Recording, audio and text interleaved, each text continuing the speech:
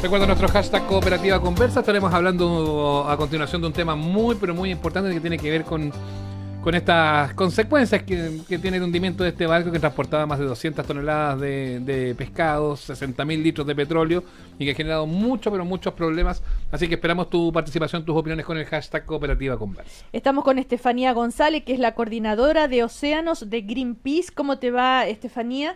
Me gustaría que para comenzar pudieras describir el barco, la tonelada, qué es lo que hay ahí adentro, cuál es ese riesgo, esa amenaza. Hola, buen día, gracias por la invitación. Bueno, yo vengo regresando de Chonchi, así que tengo la imagen, claro, tengo la imagen fresquita en mi cabeza, y para que la gente se lo imagine, esto no es algo que está ocurriendo como en alta mar, algo así como lejos, está ocurriendo en la costa, o sea, el barco hundido se ve desde la playa, las comunidades que están ahí, la vista que tienen todos los días cuando toman desayuno en su casa, es este barco que está hundido, es un barco de 60 metros, estamos hablando de, ¿cuánto? 5 cuadras, por así decirlo, si uno se lo imagina acá en Santiago, en una zona urbana, de un buque que tiene en su interior 200 toneladas de salmones en descomposición. Esto ya es un desecho tóxico, ya no es un pez vivo que lo podemos liberar al mar. No, estamos hablando de un desecho altamente tóxico. Casi que hay que sacar el rótulo de pez a esta altura, de pescado. Tal cual. Ahora, estos salmones estaban en estos depósitos, ¿verdad? Cuando se echa a perder el buque y se hunde, empieza a faltarles el oxígeno, pobrecitos, mueren asfixiados, y hay un tiempo, 48 horas máximo, para poder sacarlos, retirarlos, según lo dice la ley. De hecho, Serna Pesca así ya le ha hecho la denuncia, digamos, y le van a aplicar multas. Esos son los protocolos. Los protocolos, ¿verdad?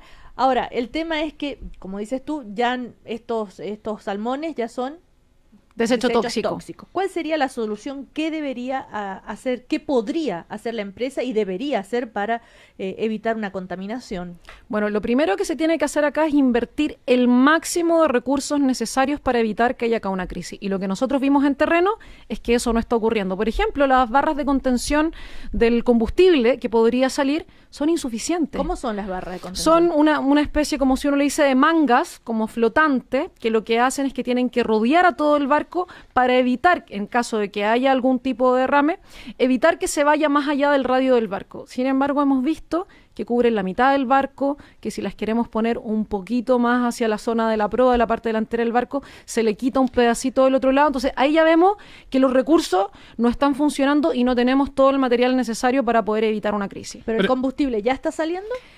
Hubo una primera salida de combustible, que era lo que estaba en cubierta. El otro está ahí dentro porque no hemos iniciado las maniobras. Claro, está encapsulado aún. Pero tenemos una bomba de tiempo y es por eso que es necesario que todas estas medidas estén implementadas. Respecto a los salmones, hoy día la empresa no nos ha explicado por qué no los sacaron antes de las 48 horas, por qué no se iniciaron las maniobras, ¿sí? Porque lo que ocurre acá, y la ley es muy clara en esto, la responsabilidad es de la empresa salmonera de sacar esa mortandad en menos de 48 horas. Porque aquí se han tirado la pelota entre la salmonera y la empresa de transporte, ¿no? Claro, pero la ley acá es bastante clara, la verdad, dice, es la empresa salmonera la que está a cargo. Está bien, pero eso es lo que ocurrió hasta ahora, es para darle contexto al escenario, ¿no?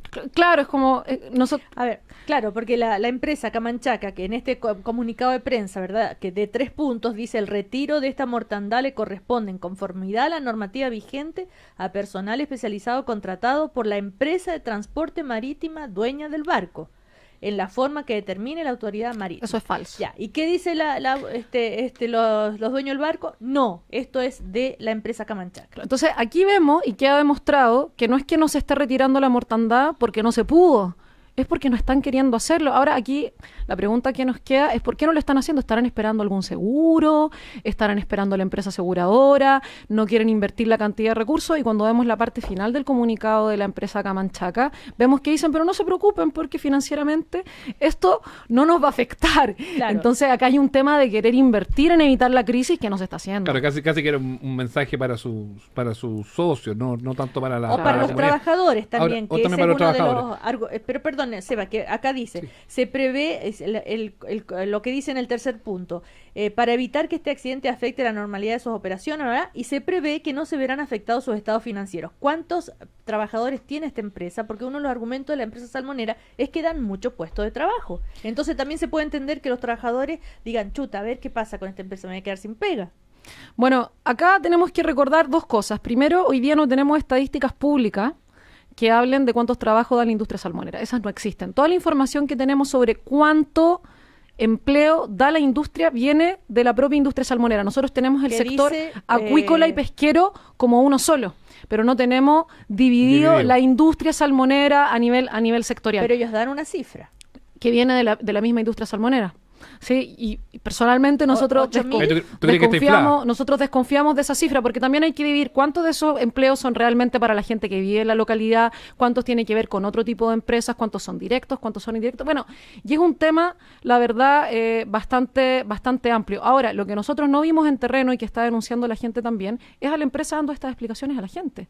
Camanchaca hoy día es la única empresa que no está en el lugar dando las explicaciones.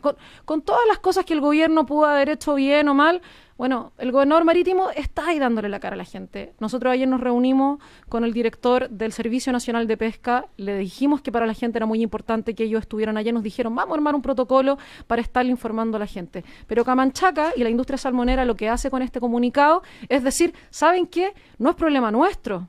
¿Sí? Y se desliga completamente. Entonces aquí lo que tenemos que analizar es cuánta de esta dejación ha tenido que ver primero con el accidente y segundo con no haber tomado las medidas en forma y tiempo necesaria. Ante este tipo de casos, Cernapesca no tiene dientes, porque se cursó una multa, de acuerdo a lo que se dijo, pero parece que la salmonera la pagó sin ningún problema. No hay mucho más que hacer por parte de la autoridad. Hay mucho más que hacer y ese es el llamado que nosotros le hicimos a la autoridad, y acá lo que nosotros estamos pidiendo es que se le revoque la resolución de calificación ambiental a la empresa y que se le cancele y se le revoque la concesión. Y ahí entra Cernapesca y ahí también entra el Ministerio del Medio Ambiente. Nosotros le mandamos un correo al ministro Mena, precisamente porque acá también son impactos ambientales, y le pedimos una audiencia de urgencia al ministro de Medio Ambiente para poder manifestarle estas preocupaciones, porque hoy día es la gente de Chiloé, la gente de Pilpilehue la que no está pudiendo sacar recursos de ahí porque por una medida de prevención, de precaución, pero las salmoneras que están ahí siguen cosechando.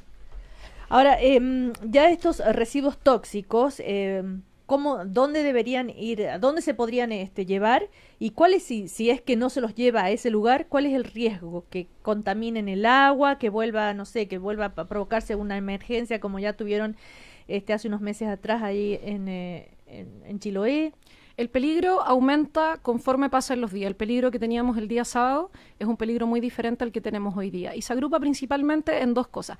Estos salmones, tenemos que imaginarnos carne podrida en un refrigerador de nuestra casa. El olor que tiene, las sustancias que emanan, se genera un ácido que es el ácido sulfídrico, que fue ese ácido por el cual en la crisis de Chiloé del 2016 los pescadores que estaban trasladando esta mortandad tuvieron que dejar los barcos abandonados en el medio del mar. Es muy tóxico para la salud humana. Entonces primero tenemos un riesgo concreto para las personas que están en ese lugar, porque todo esto se emana también al aire, claro. ¿Sí? Y en segundo lugar tenemos el riesgo que esto genera toda esta masa de desechos tóxicos, ¿sí?, en el mar. Acá, a diferencia del vertido del 2016, en el 2016 se virtieron 5.000 toneladas a 75 kilómetros de la costa y tuvimos impactos terribles.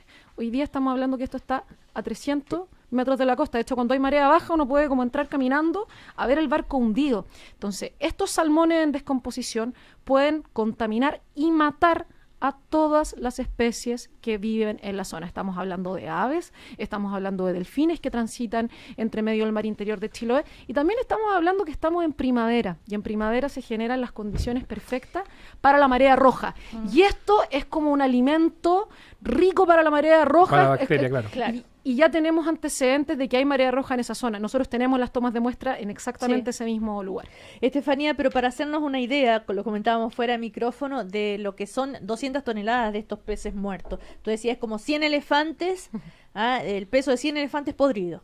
Claro, pero estamos hablando de una masa de, no sé, 5 canchas de fútbol gigantesca con un peso de 5 elefantes cayendo sobre el océano. Y ahí lo que tenemos es que no es mar abierto. El barco está a 8 kilómetros de profundidad. Claro. De hecho, con marea baja se ve la mitad del barco afuera. Entonces, el daño al fondo marino, a las especies que están ahí y a la actividad productiva es... Bueno, pero eso ya es una realidad. Ahora, si con buena voluntad, supongamos, todos ya llegan a un acuerdo y vamos a solucionar esto, ¿cuál sería la solución que propone Greenpeace?